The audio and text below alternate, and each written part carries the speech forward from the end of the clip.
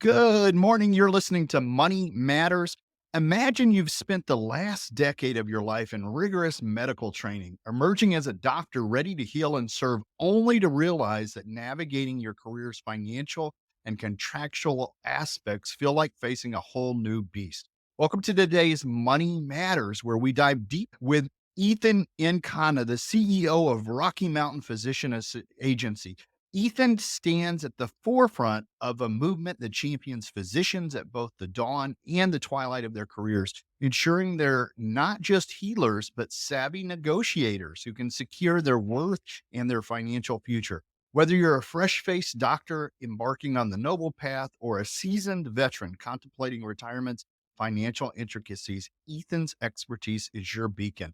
And for the financial advisors who guide these medical professionals, this episode promises insights that will transform how you support your clients through the fiscal maze of their medical careers. Join us as we uncover strategies to navigate contract negotiations, advocate for your value, and lay down the financial groundwork for every career stage. From residency to retirement, Ethan's approach to physician advocacy provides a blueprint for securing not just a paycheck, but a legacy. Let's begin this journey together, reshaping the financial landscape for doctors and their advisors. Oh, Ethan, thank you so much for being on the show. I'm super excited to have you on the show. I'm most of the time when I'm on the show, I'm wearing my podcaster hat, but today I'm going to wear my financial advisor hat because a lot of listeners don't realize that I specialize with working with healthcare employees. The bulk of my business, I work with pre-retirees, so 55 and up, people who are like 5 to 10 years away from retirement, but most of them are state employees and most of them are healthcare workers. So I've got a good bit of doctors here. So I'm going to kind of, when I ask you questions here, I'm going to come at it from kind of the idea of I'm a financial advisor. I want to help my clients out. But also from some of the common questions I get from some of my clients who are retirees. So that's a lot. And I'd like to start with this one. So based on your experience in the medical and the legal fields, what advice would you give to new doctors that are just getting started in their careers, especially regarding contract negotiations and understanding their value? We do a ton of education for residents and fellows all over the country. Last week, we were with University of Michigan plastic surgery residents, and I shared with them the two biggest mistakes that doctors make going into their first contract coming out of training. First is that they only get one offer. And when you only get one offer, it means that's the place you have to end up going or start the process all over again, which nobody wants to do. So first, doctors must get between 2 to 3 offers within the same regional geographic area to negotiate those offers against one another first. Secondly, the biggest mistake that I've seen doctors make throughout my career as a hospital executive was that rookie doctors would sign whatever we put in front of them. They would go get a lawyer to look at it, tell them that it's legal, and then say, well, I had a lawyer look at it, so I'm ready to sign. But they would never advocate for themselves, for their pay, support, resources, clinical staff. They would sign whatever's put in front of them, and that ends up causing them to leave hundreds of thousands of dollars on the table in lost wages. I love that. That is very strong. So initially, the very first thing that they can do is get more than one offer, right? Don't just take whatever somebody puts in front of you. And then secondly, you're telling us that, more than often people will either just sign the contract without looking at it, or they'll hire an attorney, hope the attorney blesses the document, but they're not necessarily, they're looking for these certain things that they're looking for in contracts, right? But they're not really doing the advocacy part. And I think as we'll talk, we'll kind of flesh out what the difference between that is. Where we see lawyers sometimes doing this, but not necessarily the advocacy part, right? So we'll keep going on this idea here. What are some of the most common challenges physicians face during contract negotiations, and how does RMPA help address these issues? And maybe tell us a little bit about RMPA because listeners don't know what that is yet. Yeah, no, I'll be happy to. That's a great question. I would say that the thing that represents, in my experience, so just by way of background, I spent 15 years working as a hospital executive, everywhere from physician contracting, legal, food and beverage. If it's in a hospital, I know it or I've done it. And now I get to use what I've learned to advocate for doctors in their contract negotiation. Over those 15 years, I observed three common themes that tend to prevent doctors from getting what they deserve in their contracts. Even though they're really smart, really good doctors, these are the most common barriers: no tools, time, or training. Doctors don't know where to get the salary data to understand, is my salary and compensation even within the range of what other doctors are within my specialty in this region of the country? Secondarily, doctors are incredibly busy. So as you can imagine, they don't have time to leave the clinic at 4:30, 5 o'clock, and then go into 2 hours of negotiation meetings or responding to emails all night when they're probably going to be doing their charting at home. And so time tends to be the second barrier. And then lastly, doctors get no training in contract negotiation. We're trying to fix that by educating doctors all over the country in residency programs and fellowship programs on how they can prepare for success in their contract negotiation. But historically, as you know, Christopher, doctors don't get any training in medical school or residency. Same thing with money, as you probably see in your Yep. practice. And so they come out and they have all of this training and all this newfound money, but they have no clue what to do with it. I love it. Now, Ethan, you shared a little bit about your background with us as far as really being a part of that hospital structure on the executive side for many years before kind of going this direction with it. My mom was a COBOL programmer for Memorial Hermann, so she worked for them for 20 years, even though she wasn't healthcare technically. She was under the hospital umbrella. So I remember going in on the weekends and just kind of growing up in that atmosphere there. But you shared with us that, these doctors do not have the time, the tools, or the training. And maybe, nor do we necessarily want them to. If our lives are in Right. their hands, we know that negotiating is a skill, and it's one that Americans often don't do very well at. And so having somebody like yourself on their side to go down that route, I know that the doctors that I deal with, people think, doctors are highly compensated individuals, right? Well, that's true, but the amount of six-figure student loan debt that I see coming in with the average doctor, that's a huge weight to have on your shoulders. So being able to not get screwed by the hospitals, right, or by the employer, and thinking about this as an actual negotiation as opposed to just taking whatever comes in. I think this is fantastic information. Let's talk a little bit more about how your company, RMPA, has changed the landscape for physicians negotiating those contracts. I know you've described yourself as kind of the Jerry Maguire of, for doctors, right? And I love that idea. Can you share a success story where you felt RMPA significantly impacted a doctor's career or life, even? I got a phone call from an attorney working with a physician group of all women. And he called me and said, "Hey, Ethan, I have these doctors. They're really frustrated with their national hospital employer and they're considering going private practice." I said, "Well, private practice is a really big change. As you probably know, Christopher, being a W-2 employee is a vast difference from running your own business, being a practice owner." And so I said, "Well, let me sit down with these doctors and truly understand what's important to them." And what it turned out to be, which is a theme for a lot of the doctors that I work with, is those doctors wanted two things. They want to stay together as a practice and they want to stay with their current employer. To do that, they need better support for their staff, better clinical support in their practice. They never once mentioned money to me. They said, "Our patients deserve better." And when I think about my work, yes, I work for doctors, but the ultimate beneficiary is the patients, because happy doctors provide the best care because they're not stressed about all of these other things.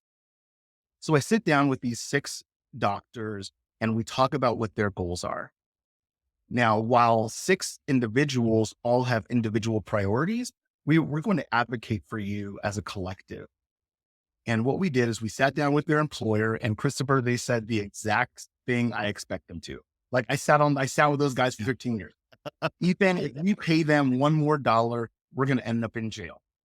I said, okay, I thought you might say that. Just so you know, those doctors have an offer for 30% more to go across the street to their competitors. Well, Ethan, they have a non-compete. They can't go anywhere within 10 miles. I also thought you might say that. Just so you know, the employer that's going to take them on has offered a bonus to pay for that non-compete. So if you do decide to come after them, they'll have the money to pay for the penalty. So ultimately, after negotiations on behalf of this group with their employer, with their CEO, he calls me one night at 7:30 and says, Ethan, what number do we have to hit? And Christopher, I just sent the dumbest, biggest number I could think of. That And big it ended crazy up number. big, crazy number. And so it ended up working out where we got a 7-figure salary raise for that group of doctors. And on average, there's some more than this, some less than this, but on average, each of those doctors got a $180,000 salary raise per year. Now, you might say, well, how much does that cost? That's a lot of money. It didn't cost those doctors a dime because the employer, I negotiated a $40,000 signing bonus into their contract. And the doctors used less than half of that signing bonus to pay my fee. So those doctors made almost $200,000 more and didn't have to pay a dollar to get it because the employer subsidized it. And I think that example perfectly illustrates the distinction between what I do and what an attorney does. An attorney's fee is going to be hourly. It's going to be $500 an hour, $700 an hour, $1,000 an hour. And you never know how much it's going to cost. How much work did they put into it? How many emails did they respond to? It's nonsensical. For me, my pay is based on one thing, and that's the doctor's compensation. If we don't help doctors make more money, we don't get paid. And as I was researching for this show, I know you have a law background, and I saw you on one of your interviews, and you talked about the four corners that the attorneys look for, and that kind of thing. But there's a big distinction between just a contract review and what you're doing, and I see that. I see value in this, and when I work with retirees, the bump up that you can get in pay in 1 year, I think of it out in the future. That's the next 30, 40 years. So that's fantastic. Let's talk about that. I want to transition a little bit to retirees here. Given your extensive experience in healthcare administration and now with the RMPA, how do you see the negotiation of physician contracts evolving for doctors who are approaching retirement age?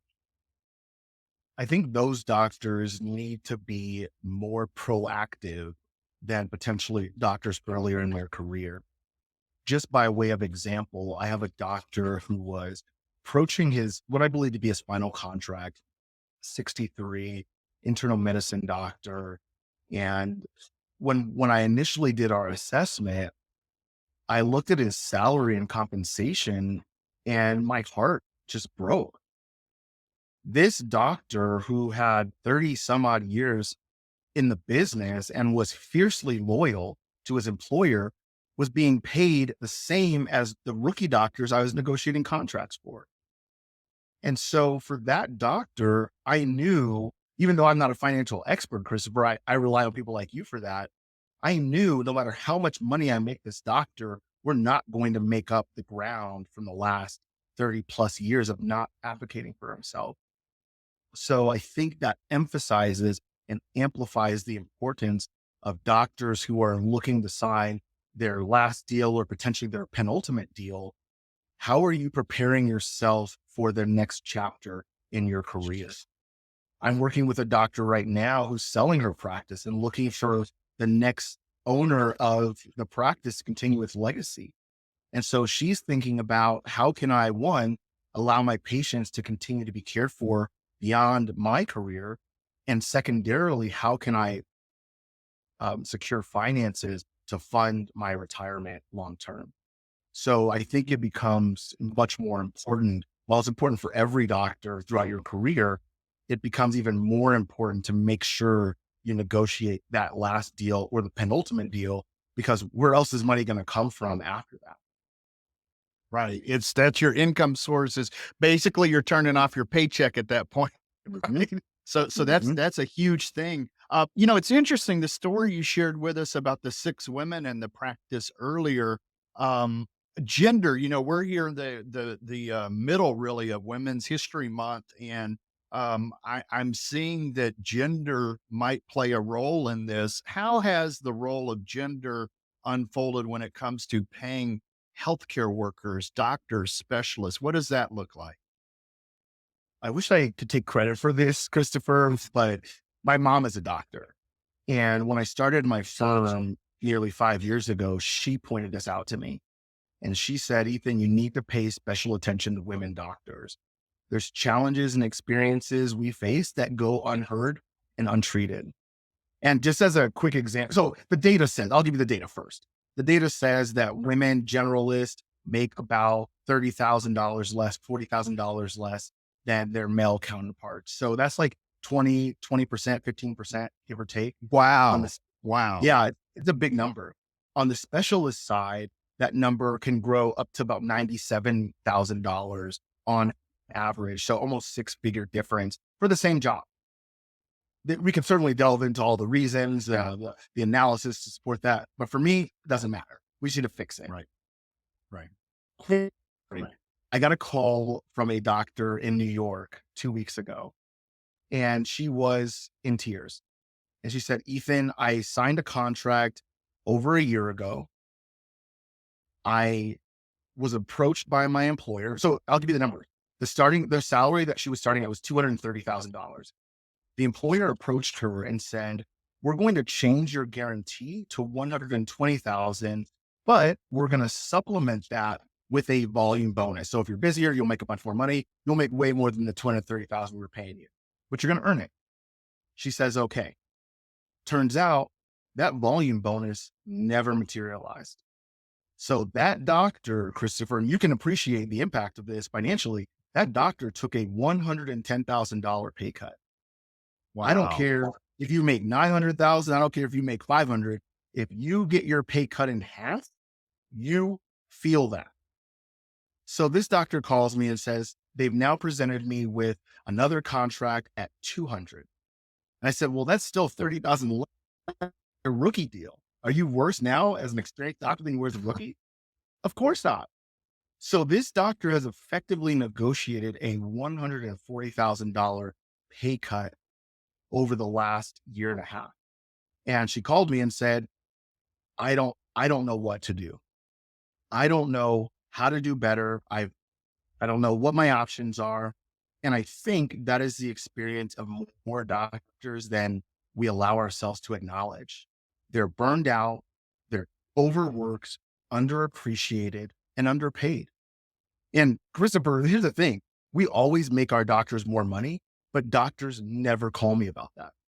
They call me about clinical support, call schedule, not having a seat at the table to advocate for their patients and their staff. They never call me about money.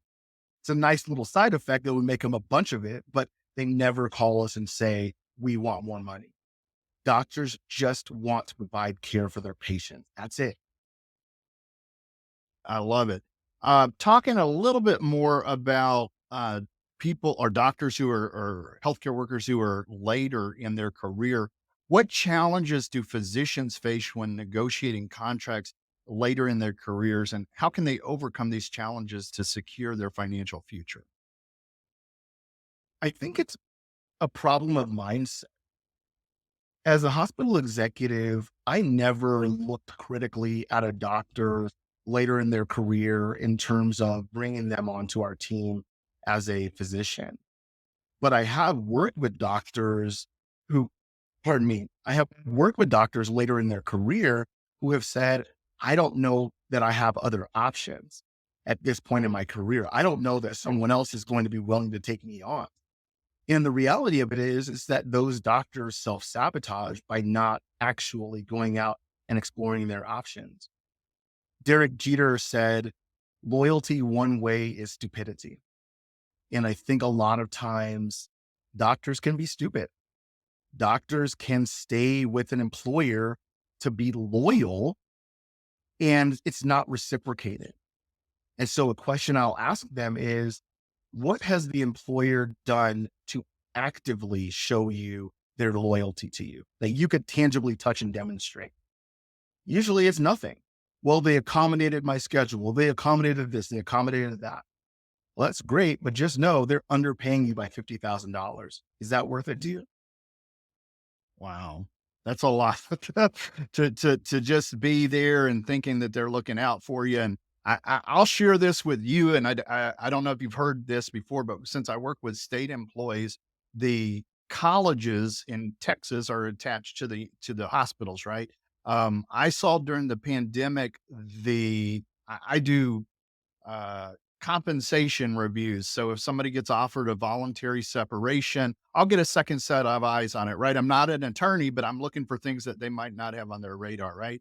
I did some of those over the last 20 years, a handful of them. But during COVID, during the pandemic, I saw record numbers of baby boomers that were getting these voluntary separations. And what they were, in jeopardy of was losing their pension because they could take this kind of carrot that's there, but it would mess them up on being vested in their pension. So I'm sharing that because these seniors are salary heavy, and so as they're looking to cut the fat, if they're looking to Mhm. do that, this is something that they often have to look out for. All right, I'm going to pivot because I shared that, but I'm going to pivot here, and we've got about 5 more minutes, and I was listening to one of the interviews that you had done. And I got the feeling that if somebody was interested in working with you, that it wasn't necessarily always the case that they would have to leave their current employer.